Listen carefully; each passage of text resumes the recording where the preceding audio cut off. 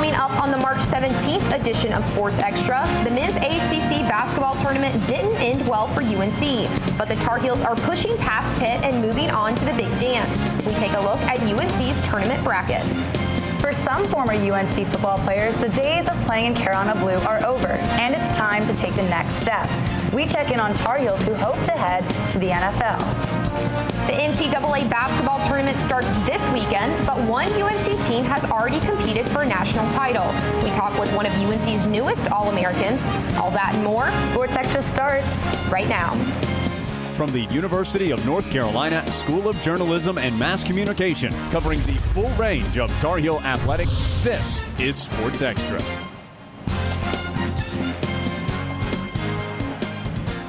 Despite not taking advantage of a double bye, the men's basketball team is headed to the big dance. Welcome to Sports Extra. I'm Allie Macione. And I'm Paige Comparado. The Tar Heels didn't have the best performance on the hard court on the conference, but making some wonder what happened to the Tar Heel team that won 12 straight.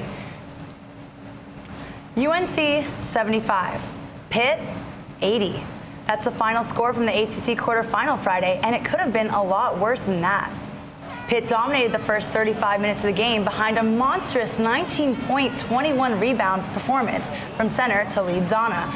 Marcus Page did his best to keep the Heels in the game with another stellar second-half performance, but the comeback was a little too late for the Heels as Pittsburgh held on to advance to the semifinals. Although the loss knocked UNC out of the ACC tourney, Page says he's glad the team will get another chance to play. We're not dead and buried. We understand that you get a new life next week when you start the tournament, and we're going to be excited to play. Time to move past that Pitt loss and on to the NCAA tournament. Joining us now are our Sports Extra bracketologist, Ryan O'Rourke and Madison Way. Ryan, we'll start with you. The men snagged a 6th seed last night. Is that an appropriate seeding for the Heels? You know, I think the 6th is a fair seed. If UNC would have strung together a decent performance at the ACC tournament, maybe we're talking somewhere around a 4 seed. But after winning 12 straight games in conference, the Heels have lost their last 2 in a row and really aren't going into the NCAA tournament with much momentum at all. It's been the storyline all year, but this team is going to go as far as Marcus Page will take them. You can argue that Page is the most indispensable player in the country because UNC simply can't afford for him to have an off game. We've seen him take over games in the second half, but with the single elimination format of the NCAA tournament, the Heels might not be able to wait till the second half for him to get going. And with Page holding down the backcourt, it's going to be important for James Michael McAdoo and Bryce Johnson to add points inside of the paint. These guys have just been absolutely beasts on the offensive boards, averaging more than 5 offensive rebounds per game between them. So they do a great job of putting themselves in position to get easy second chance points. But it's going to be essential that McAdoo and Johnson continue to contribute because Kennedy Meeks has been a complete non-factor these past few games and has lost a lot of playing time as a result. Look for these two to carry the load for UNC's front court come tournament time. While the men have their opponents lined up, the women's team doesn't hear about its bracket until later tonight. Madison, which seed can the women's team expect? Well, UNC's placement should be pretty predictable. Carmichael Arena plays host to the 4-13 seed matchup and the 5-12 matchup in the first round. UNC is currently listed as the 4 seed in ESPN's bracketology. They could, however, slip down to the 5. They probably won't bounce anywhere outside of that. It's unlikely that the selection committee will bump UNC from Chapel Hill. Right now, UNC is expected to play in Tennessee's bracket, which is certainly better than finding a spot in UConn's or Notre Dame's. Those are the 2 most threatening women's teams in the NCAA right now. UNC could be a threat too. Carolina was impressive in the ACC tournament, especially in the Maryland quarterfinal game. This team seems to finally have control of ball movement and looked effortless in the paint against the Terps. Of course, UNC has ESPNW's Freshman of the Year, Diamond DeShields. She's the team's leading scorer and does not seem fazed at all by postseason play. What makes DeShields impressive is that she's a well-rounded player. She picks up boards, dishes out assists, and knows how to make plays. Combined DeShields with Stephanie Mavunga, Zelina McDaniels, and Alicia Gray, who's made 63 pointers this season, and you have a UNC team that could scare the rest of the bracket. Selection Monday airs at 7 p.m. on ESPN. Now back to the men's bracket. How far can UNC make it, and who will take home the title? Ryan, you first. You know, I think the Heels are going to have a really tough time getting past Iowa State in the round of 32. The Cyclones have 3 players who average more than 16 points per game, including Big 12 Player of the Year Melvin Agim. So really, I see a short postseason for the Tar Heels, who do I think is going to win it all? I'm going to continue to ride this Iowa State train. I like this team a lot. They're 6th in the nation in scoring, averaging more than 83 points per game. And they're first in the nation in assists. They're also led by a great young coach in Fred Hoiberg. So ultimately, I see the Cyclones cutting down the net in Texas come April 7th. What about you, Madison? Well, that's certainly a gutsy little guess you made there, Ryan. I don't like the possible Iowa State-North Carolina game either, but I don't think the Cyclones are a national championship team. Iowa State has big wins against Kansas, Oklahoma State, Michigan. I could go on. That's a pretty impressive resume. UNC's resume isn't too shabby either, but it really depends on which UNC team shows up. And I, for one, hope the team that went to Greensboro is still there in the Coliseum trash. As for the champion, I'm not set on one yet, but I definitely think the teams coming from the Big Ten. I think Michigan and Michigan State both have pretty good shots right now. You can't argue with the Trojans' head coach Tom Izzo's coaching prowess, and the Michigan Wolverines went 15-3 in the Big Ten, one of the country's toughest conferences. Solid insight and picks. Thanks again for joining us, Ryan and Madison. Think you know more than our sports extra bracketologists? Football spring practices have already begun in Chapel Hill, but some Tar Heels are practicing for a bigger arena. Several former UNC players went to the NFL Combine in hopes of standing out and improving their draft stock. More than 300 prospects participated in the NFL Scouting Combine a few weeks ago, working toward their NFL dreams. 7 former Tar Heel football players traveled to Indianapolis to show off their skills, including tight end Eric Ebron, QB Bryn Renner, O-lineman James Hurst and Russell Bodine, defensive end Kareem Martin, cornerback Jabari Price, and safety Trey Boston. These 7 invites made up the second biggest group from the ACC and the 5th most nationally. The Tar Heels definitely showed up.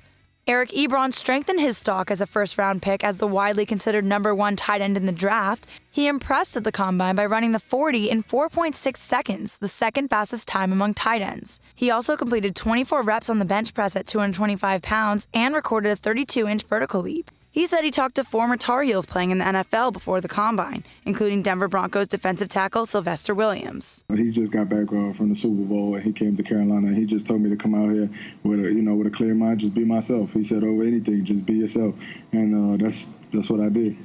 Kareem Martin will most likely be the second Tar Heel picked in the draft, and he also impressed the scouts. Bleacher Report ranked Martin's performance as 6th best overall at the Combine. His 4.72 time for the 40 was the second fastest among participants 270 pounds or heavier, and his 10'9" broad jump was the best among all DLs and tied the record for the DL broad jump since 2006. The next time the former Tar Heels will get to showcase their talent will be at NFL Pro Day on March 25th, so we'll see who bests the competition then. Some Tar Heels headed to the draft came back to Chapel Hill before spring break, including defensive end Kareem Martin. I had the chance to sit down with Kareem before he went back to preparing for UNC's Pro Day. Kareem, thank you so much for joining us today. Thanks for having me. So from the outside looking in at the Combine, all we can really see are the numbers, but we don't really know what the environment's like. So what's it like between you and the 300-odd-some players there? A lot of the players, we all knew each other, whether it's from Senior Bowl, from recruitment, or going to the same school. So, it's a pretty cool experience. We're all competing against each other, yet we kind of come together as a team. For instance, we were bench pressing, we were all cheering on for each other, and guys were helping guys get their best reps that day, and just cheering in any situation. I think that's how everyone performs at their peak. Yeah, that's another thing too. You were with your own teammates. So what was it like having the six other teammates with you? It was fun. We all came in on different days, so we never were all together at one time. But I got to see guys, got to see Ebron and Russell and all those guys. When I first got there, and then Jabari and Trey before I left. It was just fun seeing those guys in a few months, and just to see all their hard work finally, all of our hard work finally paying off. Oh, that's really rewarding, I would bet. And so how do you feel about your performance? Because I've seen a lot of reviews that you did well. What do you think? I think I trained really hard going into it. I knew I needed a big combine to raise my stock, and I went in there just so focused, trying to prove everybody wrong. I had the numbers from this past year, and I just wanted to show them that my measurables were just as good. Right, and the Pro Day's coming up. What do you think? Pro Day, it's going to be a lot less stressful. I'm only doing position drills, so it's just football at that point, so I can just kind of focus on this upcoming season and the draft. UNC's Pro Day is set for March 25th. Maryland won't be in the ACC much longer, and the Diamond Heels took it upon themselves to give Maryland a nice little going-away gift as they took down the Terps at Shipley Field this weekend. The number 13 Diamond Heels beat the Terrapins 7-0 in the first game and 9-4 Sunday to take their second straight ACC series. UNC is now 14-5 in the ACC. Junior shortstop Michael Russell stood out with 3 hits, while sophomore outfielder Sky Bolt drove in 3 runs. UNC will be back home Tuesday for a midweek tilt against Princeton. That game is at 6 p.m. at the Bosch. 2 sons, 1 daughter, and their dad. All of them proud Tar Heels. We'll introduce you to a group of Heels who show that lacrosse runs in the family. Next on Sports Extra. Connect with us online by liking the Sports Extra Facebook page and following us on Twitter @SportsExtra_UNC. Here's to the things that can keep us safe. And now, those that we carry with us everywhere will bring us wireless emergency alerts. With the unique sound and vibration, you'll be in the know wherever you are. I come from a big family. I'm the oldest of 6. To me, being the first person to go to college, it's like setting a standard, you know? My little brother is 8 years old now. I challenge his curiosity. I challenge him to dream. I have to paint a picture for him that he can look up to and live up to and possibly be better than. My name is Jaquez, and I am your dividend.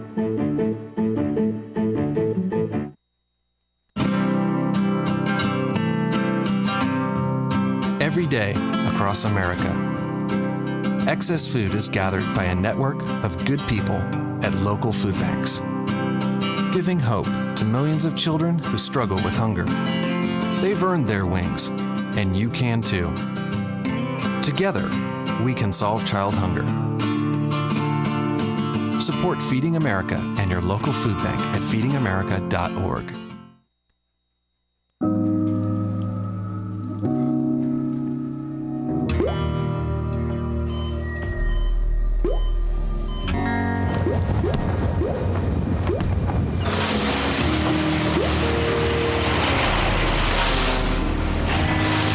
There are a million places you'd never consider texting.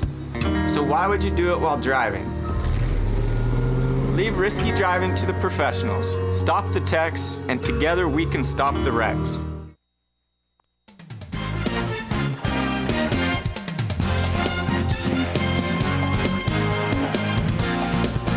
Lacrosse is more than just a game. It's a lifestyle, especially in the case of one UNC family. Luis Fernandez has more. If you take a quick look through the UNC men's lacrosse roster during the past few years, one name pops up a lot: Holman. There's Matthew, a former goalkeeper, Marcus, a former attacker and all-time leading scorer for the team, and Brian, assistant coach for the Tar Heels. Next up, trying to make a mark on the program, is the youngest daughter, Number 10, Sydney Holman. a freshman on the women's team. Sydney has been playing very well in her first season. She's 5th on the team in goals scored and leads the team with 20 assists. Sydney attributes the success to her dad. I got to see him and Marcus's relationship a lot. He helped Marcus become such an amazing player, and he pushed me just like he did Marcus. While he's helped her as a player, Brian has never coached Sydney, at least not in lacrosse. I used to coach her in basketball, right? You remember that? Yeah, that was good. She was the feisty one. She didn't listen to a lot of what I had to say, so that was fun. We had a good time. But I've never coached her in lacrosse. I always liked to, it was nice being a spectator and watching her play. Holman's role as a spectator is something he embraces and Sydney depends on. Before I even play the game, I have to know where he is in the crowd, and if I don't, I kind of freak out a little bit. Unfortunately, because of scheduling, Brian can't be at every game this year. If he could, though, he would, something he tries to tell Sydney every day. Probably on a daily basis, at least, that I love her to death, and lacrosse isn't the reason why I love her. But I am proud of her. She's attacked this and she has a passion for the game, and she has a passion for people, and she's making the best out of an unbelievable opportunity. Sydney understands how lucky she is to have such a great relationship with her father, especially in something as important to her as lacrosse. without him, I wouldn't be where I am, and I love him more than he could ever know, and I'm just so thankful to have him in my life. That's very nice. Mwah. Love you. Their bond as father and daughter is strengthened by the sport they love and is far more important to them than lacrosse will ever be. In Chapel Hill, I'm Luis Fernandez reporting. The women's lacrosse team is undefeated in the regular season when Coach Holman attends a game. But then again, they're undefeated all the time.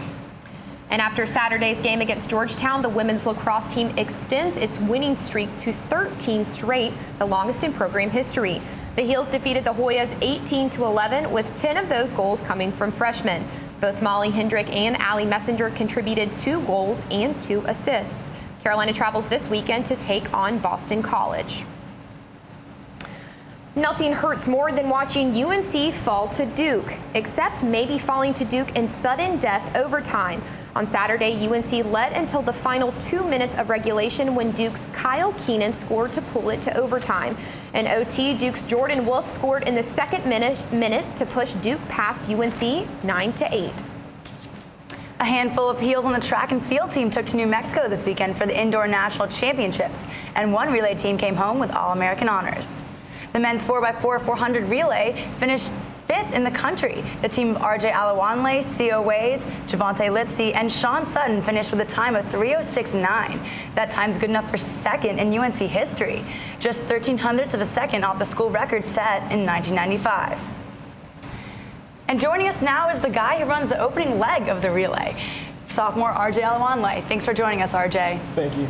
So some people go on cruises or to the Caribbean for spring break, but you went to New Mexico and got All-American. So what did that experience like to you? It was a wonderful experience. I guess it wasn't as relaxing as other people's spring breaks because it was kind of like a business trip, but I wouldn't trade it for anything else.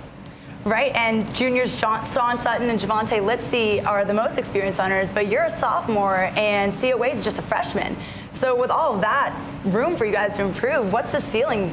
You know, is there one?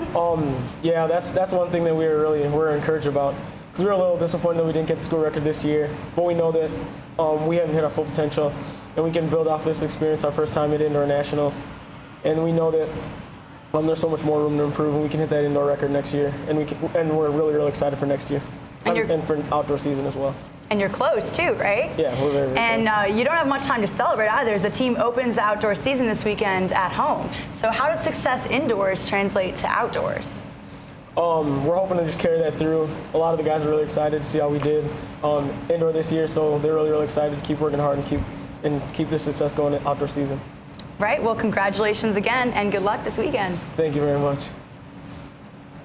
The men's tennis team had a dominant performance Sunday as it defeated 13th ranked Wake Forest 6-1. The Tar Heels started out strong in doubles play as Carolina won at all 3 spots. Then Tar Heels clinched the match result with a trio of straight set wins. Oystein Stereo was the first off the court in a 6-1, 6-2 win. Brett Clark snagged his 26th singles win of the 2013-14 season, going 6-0 and 6-4. Braden Schnurr won as well and is now 25-3 overall on the year. A few guys on our team are playing really good in doubles, and today was really good. We lost the doubles point against Texas, but it really motivated us today to get that doubles point and just try to keep moving forward and make the match as easy as we can. Carolina's won 4 matches in a row, including 3 over top 25 teams in the last 7 days. UNC will host 2 more conference opponents next weekend. Do you love Carolina athletics? Well, join the club. We'll take you inside one Carolina club team and show you how you can get more than your feet wet next on Sports Extra. So what can I do with? I'll pack the dead batteries. Great. I'll only put what I don't need into a duffel bag. Perfect. That's totally unhelpful. No problem. Meanwhile, I will try to comfort everyone by speaking in a calm voice. And who is going to handle supplies? I can forget to do a list for us. Thanks, pal. We couldn't be any less prepared. I'm proud of you guys. Talk to your kids about who to call, where to meet, what to pack. Visit ready.gov/kids for tips and information.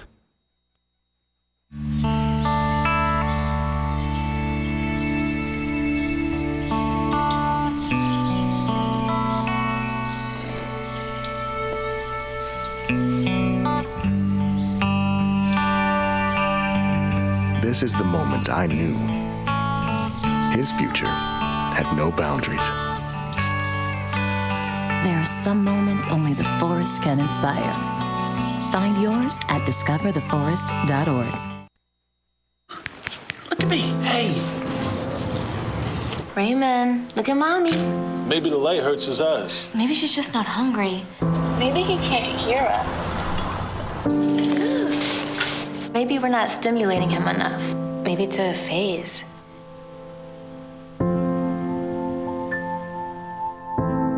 Avoiding eye contact is one early sign of autism. Learn the others today.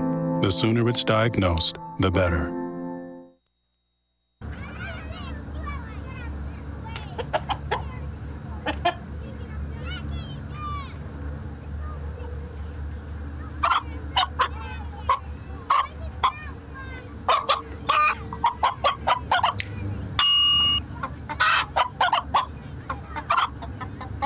Separate raw meats from other foods by using different cutting boards. 3,000 Americans will die from food poisoning this year. Keep your family safer. Check your steps at foodsafety.gov.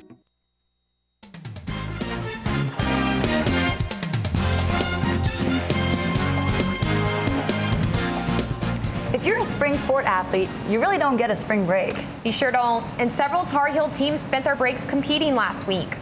The UNC gymnastics team walked away with third place in Pittsburgh, finishing behind Maryland and Pitt. Haley Watts stood out, taking second in the all-around.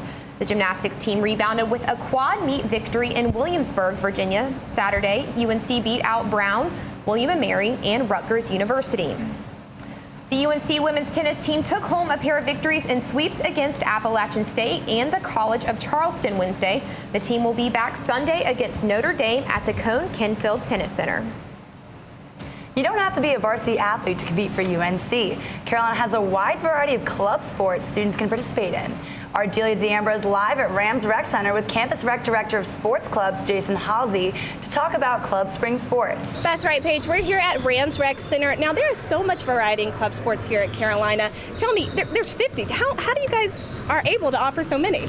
Well, that's our number one goal, is to offer as many programs to meet the student needs on campus as possible. So I inherited a program with almost 50 clubs 7 years ago, and we've continued to grow and hopefully meet the needs of students through different additions and subtractions along the way. Now, some of the clubs are more instructional and some are more competitive. Tell me some of the common goals that all of the clubs have in general. Well, first and foremost, they're all student run, and that's the big thing, and our biggest emphasis that our students are going to run the clubs, and they're going to do everything from administer the clubs and raise the funds to operate them. Most of them run practices. We have a few coaches, but majority of them are student run. That's what we really focus on. Now, I hear in the fall there's going to be a new club sport. Tell me a little bit about that one. Sure. So each year we allow clubs or prospective student organizations to apply to our program, and they have to do so after being a recognized student organization for at least 1 year. And this past year, our executive board, which is a student governing board of about 5 to 7 people, they admitted Quidditch, which is from Harry Potter, if you're familiar with that. Well, I know there's a big movement on campus with students about that, so they'll be interested in seeing that. It is. I mean, once again, it's popular among students. It's popular among colleges across the country. So if we can meet the student needs, then it's great. Yeah. Now, how do students get more involved in these club sports? Well, about half of our clubs have tryouts. Typically, the easiest way to get involved is through Fall Fest and early fall recruitment. Other than that, some clubs also just open practices. You can come and show up to a given practice and then go from there. Great. Well, thank you so much for joining us today. Sure, no problem. Back to you guys in the studio. Thanks, Delia. Students who also want to check out Club Spring Sports can go to campusrec.unc.edu to find more information. One spring club team is well into its season and making a splash. Hayden Jones has the story. Since September, the team has been working hard, scrimmaging and running drills in hopes of a good showing in upcoming tournaments. Practicing 3 times a week, the team is more passionate than ever before. Greg Zoltners now coaches the team. 2-year player Sophia Potepilov says his motivational speeches have given the team the push it once lacked. Coach Greg has really motivated us to become better people and better players in and out of the pool. We work really hard to compete at the level of other teams, and we work hard also because we want to make him proud because of his time and dedication to. Many of the teams the Tar Heels compete against have athletes who've been playing water polo for many years. However, the lack of Tar Heel experience no longer appears to be hindering the team's success. The team won 3 out of 4 matches at its most recent tournament at the University of Virginia. And being a part of the club is a lot more than just playing water polo. My favorite part about being on the team is the bonding that we have. It's so fun to go on trips because we become like a family because of all the time that we spend together. It makes you want to win not only for yourself, but the other girls that have been working hard every day with you in practice. The team competes in the Collegiate Water Polo Association League, as well as in open invitational tournaments throughout the U.S. And the UNC athletes are doing a lot more than just keeping their heads above water. Carolina is dunking the competition. In Chapel Hill, I'm Hayden Jones reporting. The Heels are set to travel to Carnegie Mellon University April 4th for the conference championship. UNC has a massive fan base, but sometimes getting fans to the game can be a challenge. One marketing group's job is to do just that, promote Carolina. That story's next on Sports Extra.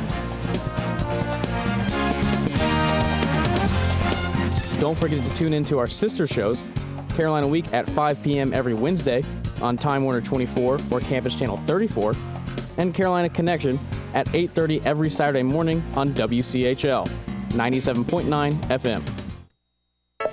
This is your computer. Let's go on the internet. Let's go. Okay. She's gonna love me all over again. Jamaica, here you come. Here we go. Good job.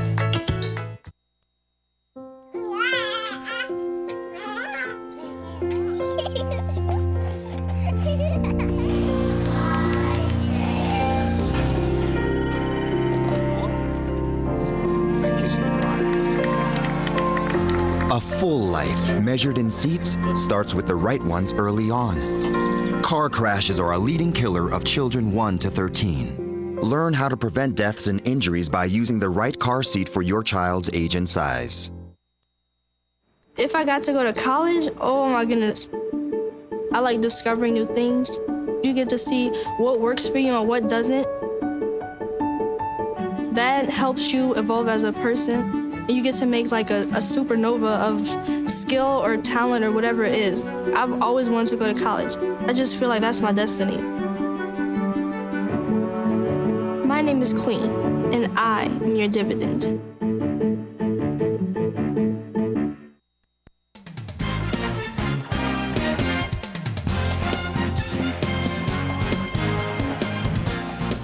On any average game day in the Dean Dome, stadium rows fill up to the rafters and the student section pulses with noise. Carmichael Arena presents a much different picture. Kate Eastman shows us how one crew promotes UNC athletics. The women's basketball program has always struggled with lackluster attendance, drawing crowds that barely scrape the surface of Carmichael's 8,000-person capacity. However, the athletic marketing team has launched a series of promotional events for the 2013-2014 season in the hopes of giving the number 14 women's basketball team the spotlight they deserve. We've changed some things this year just to try to get the attendance going in the right direction. We've done things specifically for students to try to get them to come out. We started at the beginning of the year with the Tennessee game. That was the first big game of the year. Theme implementation began November 8th, and Way Back Wednesdays, Throwback Thursdays, and Sunday Fun Days were born. These prominent promotions feature free t-shirts, live DJs, face painting, meet and greets with the team, and discounted concessions. Along with these consistent programs come special one-day events such as Ramsey's birthday party. Sophomore forward Zylena McDaniel remembers the February 13th Throwback Thursday game versus Pittsburgh as proof of the program's success. The ice was on the grounds and stuff. We were at a school, like campus was closed, but we still had a pretty good crowd. And so that stuck out to me the most. It's like they're actually dedicated to come to our game. Numbers don't lie. Average game attendance is up nearly 300 per game from last season. So they've been very successful. We've averaged over 500 students at each of those games. And in today's game for Duke, we had 1,000 t-shirts that we were giving away, and we got very close to 1,000 students here today. UNC will host the first and second rounds of the NCAA Women's Basketball Tournament on March 23rd and 25th, and the players hope Tar Heel fans will put the madness in March. In Chapel Hill reporting, I'm Kate Eastman. Well, that looks like a lot of fun. They're really pumping up the atmosphere in Carmichael. Well, that does it for this edition of Sports Extra. Happy St. Patrick's Day and have a great night.